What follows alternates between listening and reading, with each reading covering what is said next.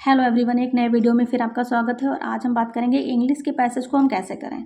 आप सबको पता है कि जो इंग्लिश का पैसेज होता है, लैंग्वेज फर्स्ट में भी आप इंग्लिश को ले सकते हो, लैंग्वेज सेकंड में भी आप इंग्लिश को ले सकते हो। बहुत सारे लोग क्या करते हैं, फर्स्ट हिंदी ले लेते हैं, सेकंड लैंग्वेज में उन्होंने इंग्लिश ले रखी होती है। तो इंग्लिश में थोड़ा सा हमें दिक्कत आती है पैसेज को सॉल्व करने में, क्योंकि ये ऐसा नहीं है कि यहाँ पे एक ही पैसेज आ रहा है, उसका हमने रिवीजन कर लिया, वही जाके हमें एग्जाम में करना है। यहाँ पे अलग अलग कोई भी पैसेज हो सकता है, उसमें आपको एक मिनिमम टाइम होता है, उसी टाइम के अंदर में आपको वो पैसेज सॉल्व करना होता है। तो दिक्कत यहाँ पे उनको ज़्यादा आती है जिन्होंने हिंदी मीडियम से जो पढ़ रहे होते हैं। इंग्लिश मीडियम में मोस्टली दिक्कत नहीं आती है, क्योंकि वो एक बार पढ़ेंगे, उनको पूरा कहानी की तरह उनके दिमाग में हिंदी आ जाएगी और आराम से वो उस चीज़ को कर लेंगे। दिक्कत उनके लिए आती है जिन्होंने पूरा हिंदी में पढ़ रखा होता है, सिर्फ एज ए लैंग्वेज, जैसे भाषा, जैसे एक विषय के रूप में जिन्होंने इंग्लिश को पढ़ा होता है, उनको यहाँ पे दिक्कत फेस होती है। तो उनके लिए हम डिस्कस करेंगे कि कैसे आप इस चीज़ को थोड़ा सा ईजी बना सकते हैं। सबसे पहली बात तो आपको एक ध्यान में रखनी है कि अगर आपका पैसेज छोटा है तो आप एक बार उसको पढ़ लीजिए। एक बार आप पढ़ेंगे तो आपको कहीं ना कहीं काफ़ी चीज़ें समझ में आएंगी जब आप पढ़ेंगे उसके जो क्वेश्चंस होंगे। अगर पैसेज बड़ा है तो अपना टाइम बिल्कुल भी वेस्ट मत करिएगा पैसेज को पढ़ने में, क्योंकि ऐसा नहीं हो सकता कि आपने पैसेज पढ़ा और फिर क्वेश्चन पढ़ा और आपको बस क्वेश्चन ऐसे ही हो जाएंगे। नहीं, आपको दोबारा से फिर उस पैसेज को पढ़ना पड़ेगा। तो इससे क्या होगा, आपने पहले पढ़ेंगे, फिर दोबारा पढ़ेंगे, फिर दूसरा क्वेश्चन देखेंगे, हो सकता है फिर आपको पैसेज देखना पड़े, क्योंकि ऐसा होगा कि हर क्वेश्चन के बाद आपको पैसेज देखना पड़ेगा, क्योंकि वहाँ पे एग्ज़ाम सेंटर में प्रेशर होता है। तो वहाँ पे ऐसा होता है, जो मैंने एक्सपीरियंस करा, तो मैं उस एक्सपीरियंस के बेस पे आपको ये चीज़ें बता रही हूँ। तो अगर आपका पैसेज बड़ा है, नॉर्मली 5 से 6 लाइन का पैसेज तो बहुत कम ही आता है। अगर 5 से 6 लाइन का पैसेज आ रहा है तो आप उसको एक बार पढ़िए, नहीं तो आपको क्या करना है, आप उसको स्किप करिए। स्किप करने का मतलब ये नहीं कि आपको स्किप कर देना है, कुछ और उठाना है, नहीं, आपको नीचे आना है क्वेश्चंस पे, आपको क्वेश्चन देखना है, आपको क्वेश्चन समझ में आएगा, उसके बेस पे आपको क्या करना है, वो जो आपका टैग वर्ड होता है, जैसे कि मेरे पास ये जनवरी का भी पेपर रखा हुआ है, पैसेज है एक, तो यहाँ पे क्वेश्चन लिखा है he shelled the nuts for Dorothy. अभी लास्ट में जो एग्ज़ाम, इससे पहले जो एग्ज़ाम हुआ था उसका है ये। तो यहाँ पे क्या लिखा है, डोरोथी शेल्ड द नट्स। अब हम यहीं से उठाएंगे, क्या टैग वर्ड्स हमको उठाना है और यहाँ पे डोरोथी के पास जाना है। जितने भी डोरोथी नाम दिए हैं, डोरोथी एक महिला का नाम होता है यहाँ पे, तो हमें जाना है, तो हमें दिख जाएगा डोरोथी कहीं पे भी। अब हमको या तो उस लाइन से पहले, सबसे पहली लाइन में, दूसरी लाइन में होता ये कि पहला जो क्वेश्चन होता है वो हमें पहले से दूसरी से तीसरी लाइन में उसका आंसर मिल जाता है। तो हमें जो टैग वर्ड है उसके पीछे की लाइन पढ़नी है, उसके आगे की लाइन पढ़नी है, वहीं हमको आंसर मिल जाएगा। तो अब हमें ये देखना है, he shelled the nuts for Dorothy, क्या उसने डोरोथी के लिए जो नट्स थे उनके छिलके उतारे थे। अब हमें यहाँ पे देखना है, tree full of nuts field, नहीं, उसने छिलके नहीं उतारे थे, उसने सिर्फ बकेट में उन चीज़ों को भरा था। ऐसे कर करके क्या होगा, धीरे धीरे हमारा जो पैसेज सॉल्व करने का एक होता है, अगर आपने पहले कभी पैसेज घर में नहीं सॉल्व किया, डायरेक्टली आप एग्जाम सेंटर में करेंगे, तब आपको वहाँ पे बहुत ज़्यादा दिक्कत आएगी। क्योंकि जब आप फर्स्ट बार पैसेज सॉल्व करेंगे तो आपको टाइम ज़्यादा लगेगा, जबकि आपको एक, अगर आप मान के चलिए, ज़्यादा से ज़्यादा जो टफ है जैसे CDP है, इसमें आपको सिर्फ 15 से 20 मिनट के अंदर आपको पूरा पेपर करना है।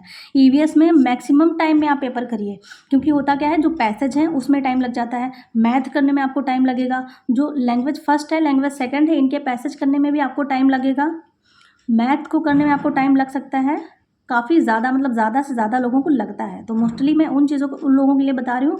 कुछ लोग हैं जो टाइम से पहले करके बैठ जाते हैं, उनके लिए नहीं है। मैं अपने एक्सपीरियंस के बेस पे बता रही हूँ कि किन चीज़ों में ज़्यादा टाइम लगता है। तो जैसे EVS हुआ, यहाँ पे पैसेज नहीं है, यहाँ पे सिर्फ क्वेश्चन पढ़ के आपको आंसर करना है, तो उन चीज़ों को आप 20 से कम ही टाइम में निपटा दीजिए, जिससे यहाँ पे अगर थोड़ा ज़्यादा टाइम लग रहा है तो उसको कवर करने के लिए आपने पीछे उतना टाइम कम लगा रखा है। नहीं तो फिर क्या होता है, आपका लास्ट टाइम में जब वो टीचर बोल रहे होते हैं 5 मिनट बचे, 5 मिनट बचे, तब अगर आप पैसे सॉल्व कर रहे हैं तो वो आपके डेफिनेटली आपके माइंड पे इतना प्रेशर आ जाएगा कि वो गलत होने के चांसेस वहाँ पे बहुत ज़्यादा रह जाते हैं। तो कोशिश हमें टाइम के लेकर भी, मतलब टाइम को लेकर भी चलना है। ये नहीं कि विधिवत हम पैसे सॉल्व कर रहे हैं। तो उसके लिए हमें क्या करना है, उसके लिए हमें घर पे, जैसे आप एग्ज़ाम देने जा रहे हो तो उसके लिए घर पे हमें कम से कम एक पैसेज सॉल्व डेली करना है। मतलब आप 10 पैसेज भी अगर सॉल्व कर लेते हो तो आप एक चीज़ बना के रखिए, आपने 10 ऐसे बना लिए, मतलब 1 2 3 4 कर लिया, पैसेज 1 पैसेज 2। तो जब आप पहला पैसेज करेंगे, सबसे ज़्यादा टाइम आपको वहाँ लगेगा और सबसे ज़्यादा दिक्कत आपको वहाँ आएगी। वहाँ से आप काफ़ी चीज़ें समझेंगे कि कैसे क्वेश्चन करना है, पहला क्वेश्चन कहाँ से मिलेगा, दूसरा क्वेश्चन कहाँ से मिलेगा, टैग वर्ड्स के थ्रू कैसे आपको आंसर निकालना है, या फिर जैसे इस टाइप के क्वेश्चंस आते हैं कि व्हाट इट वाज, या फिर नॉट पे अंडरलाइन कर दिया, नॉट क्या है, व्हाट इज वाज अंडरलाइन कर दिया, ये क्या है। तो आपको वहाँ पे क्या है, वहाँ पे आपको पढ़ना पड़ेगा पार्ट ऑफ स्पीच। तो पार्ट ऑफ स्पीच तो आप पढ़ने जाएंगे नहीं अब ग्रामर इसके लिए, क्योंकि यहाँ पे सिर्फ एक क्वेश्चन पूछा जाता है। या फिर लाइट लाइट से आप पढ़ भी सकते हो, उसको आपने गूगल पे सर्च करना है तो एक ही पूरे पेज में आ जाता है कि आप कैसे डिफाइन करोगे अलग अलग हर चीज़ को, कि नाउन क्या है, प्रोनाउन क्या है। तो उसके टैग वर्ड्स दिए होते हैं कि व्हाट है, विच है, तो ये नाउन हो जाएगा। यहाँ पे इन, एन, ऑन, ये सारे प्रीपोजिशन हो जाएंगे, प्रीपोजिशन सॉरी। और नाउन जो है किसी का नाम हो गया, सीतापुर हो गया, इन चीज़ों में तो वहाँ पे बहुत अच्छे से डिफाइन होता है। एक बार आप देख लोगे आपके माइंड में सारी चीज़ें क्लियर हो जाएंगी। तो वो वहाँ से एक क्वेश्चन आना पक्का है। तो ग्रामर से भी 2-3 क्वेश्चन आ जाते हैं। तो कोशिश करिए जो ये वाले क्वेश्चन आते हैं पार्ट ऑफ स्पीच से, ये आप कोशिश ऐसा करिए कि आपका ज़रूर हो जाए। तो ये चीज़ें कहाँ से होंगी, जब 10 आप क्वेश्चन पेपर सॉल्व करोगे, वो भी प्रीवियस ईयर के करिएगा, वहाँ से आपको बहुत ज़्यादा अच्छा मतलब इजी रहेगा। क्योंकि होता क्या है, उसी बेस पे चीज़ें रिपीट होती हैं, पैटर्न चेंज होकर क्वेश्चन वहीं से पूछ देते हैं। तो आप कम से कम 10 तो देख ही लेंगे कि पार्ट ऑफ स्पीच किस बेस पे आ रहे हैं, किससे रिलेटेड आ रहे हैं। तो 10 वहाँ पे आपके क्लियर हो गए। 10 बार बार वैरायटी अलग क्लियर हो गई, 10 पैसेज आपने अलग अलग सॉल्व किए। तो वहाँ पे फिर जब आप एग्जाम सेंटर में जाएंगे तो आपको ऐसा लगेगा अरे मैंने तो सॉल्व किया है। बहुत मतलब बहुत ज़्यादा ईजी हो जाएगा, बहुत कम टाइम में आप अच्छा स्कोर कर सकेंगे। तो ये कुछ चीज़ें होती हैं। बाकी अगर मैं अभी पैसेज सॉल्व करके भी बता दूँ तो काफ़ी टाइम लग जाएगा, वो वीडियो बड़ा हो जाएगा। हम किसी और वीडियो में एक पैसेज सॉल्व करके आपको बताएंगे कि आपको करना कैसे है। तो कुछ चीज़ें अगर आप करेंगे, नॉर्मली यहाँ पे ये भी होता है जैसे 10 पैसेज आप करेंगे तो वहाँ पे आपको जो मीनिंग्स होंगी वो अलग अलग देखने को मिलेंगी। तो यहाँ पे होता ऐसा है कि अगर हमें मीनिंग का अर्थ ही नहीं पता, फिर वहाँ पे हमें दिक्कत फेस होती है। तो ये चीज़ें भी हैं, जब आप 10 पैसेज अलग अलग करेंगे तो आपको पता रहेगा, काफ़ी मीनिंग आपकी वहाँ पे तैयार हो जाएंगी। तो ये आपके लिए एग्ज़ाम सेंटर में वहाँ पे क्या हो जाएगा, बहुत ही ज़्यादा यूजफुल रहेगा। हिंदी में तो आपको देखिए करना है नहीं कुछ, पैसेज वहाँ पे आपको कुछ भी नहीं करना होता है, ग्रामर वगैरह सारा ऐसे ही हो जाता है। यहाँ पे इंग्लिश में कुछ चीज़ें फंसती हैं, जो थोड़ा सा टिपिकल चीज़ें हैं उस पर थोड़ा सा ज़्यादा एफर्ट लगा लेंगे और स्कोर अच्छा हो जाएगा। तो उसमें कोई ऐसा नहीं है कि कुछ आपका कम हो जाएगा या कुछ ऐसा हो जाएगा। तो एग्ज़ाम सेंटर में जाने से पहले इतना ज़रूर करिएगा। आपको मैं बता रही हूँ, अभी जो चीज़ बहुत टफ लग रही है, आप सिर्फ 10 पैसेज अगर सॉल्व करेंगे बहुत ईजी लगने लगेगी आपको। मतलब एक होता है आप सही टाइम पे अपना एग्ज़ाम पूरा कर लेंगे, अपना पेपर पूरा ख़त्म कर लेंगे। वो चीज़ बहुत मैटर करती है यहाँ पे, क्योंकि हमें 2.5 घंटा मिलता है, हमें इसी के अंदर पूरा पेपर करना होता है। और पैसेज में अगर आपने पहले नहीं सॉल्व किया तो वहाँ पे अटकना आपका निश्चित है। मतलब आपको बहुत टाइम लग जाएगा, आपको लगेगा अरे इतना टाइम कैसे लग गया, लास्ट में अभी ये मुझे करना है और समय सिर्फ 15 मिनट बचा है।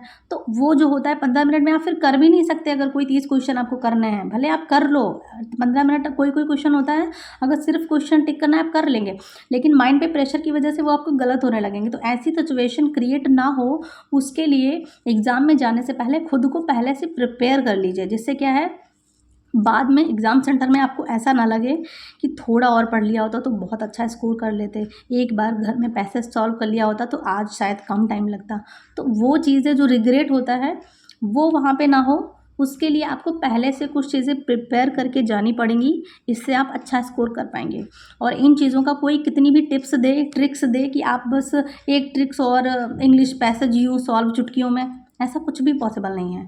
आपको कहीं से भी कोई टिप्स दे, आपको कहीं से भी कोई टिप्स या ट्रिक कोई भी कुछ भी बता दे, मगर आप खुद से अगर नहीं घर पे पढ़ रहे हो, आपने किसी ने बहुत अच्छा वीडियो डाल दिया, आपने उसको देख लिया, लेकिन आपने पैसेज सॉल्व ही नहीं किया, एग्ज़ाम सेंटर में जाएंगे गलतियाँ होंगी, निश्चित है, नेचुरल है, हर एक बच्चे से होंगी। कोई भी चीज़ अगर आपने उसका नहीं पहले से देखा कैसे चीज़ें आती हैं, कैसे क्या करना है, आप निश्चित ही जो एग्ज़ाम सेंटर है वहाँ पे गलतियाँ करेंगे। कोई भी बच्चा करेगा, कितना भी ब्रिलियंट बच्चा हो, कितना भी लिस्सड़ से लिस्सड़ बच्चा हो, गलतियाँ तो होने के चांसेस हैं यहाँ पे। तो उसके लिए ये मत सोचिए कि कोई हमें ऐसा वीडियो मिल जाए जो चुटकी में हमारा पैसेज हमें सॉल्व करना बता दे।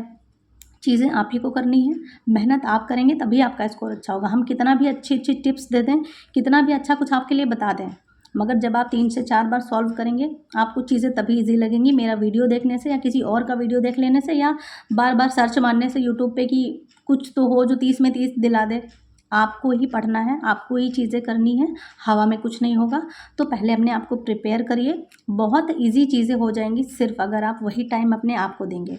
तो ये पैसेज को सॉल्व करने के लिए थोड़ा सा टाइम निकालिए। डेली एक पैसेज आप कर सकते हो, बहुत इजी, खेल खेल में पैसेज कर लेंगे आप। सिर्फ 15 नंबर होते हैं बस। इंग्लिश का सिर्फ एक ही पैसेज करिए 15 नंबर का, आपको 30 मिनट मान के चलिए। स्टार्टिंग में मैं कह रही हूँ आप जो 15 नंबर हैं 2 पैसे 30, आधा घंटा उसको दीजिए सिर्फ। फिर धीरे धीरे देखेंगे 20 मिनट लगेंगे, 15 मिनट लगेंगे, धीरे धीरे टाइम आपका डिक्रीज़ होने लगेगा। तो वो चीज़ सॉरी, तो वो चीज़ आपकी लाइफ का एक टर्निंग पॉइंट होगी जब खुद से आप मेहनत करना स्टार्ट करेंगे। तो ये रही आज के पैसेज की बात। जो भी चीज़ें मैंने बताई हैं उसको फॉलो करिए, आपका जो है चीज़ें इम्प्रूव होंगी। बाकी पढ़िए अच्छे से, और मैं एक पैसेज सॉल्व करके दिखाऊंगी भी, एक वीडियो डालूंगी। उसके लिए थोड़ा सा वीडियो बहुत लंबा हो जाएगा, तो वैसे भी कोई नहीं देखता है, ज़्यादा बड़ा वीडियो हो जाता है। तो बाकी अभी बहुत सारी चीज़ें ऐसी हैं जो सीटेट में हम आपके साथ शेयर करेंगे, आपके लिए बहुत ज़्यादा यूज़फुल रहने वाली हैं।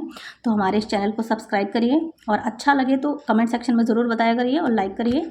मिलते हैं हम इसी टाइप की नेक्स्ट वीडियो के साथ, तब तक के लिए राधे राधे।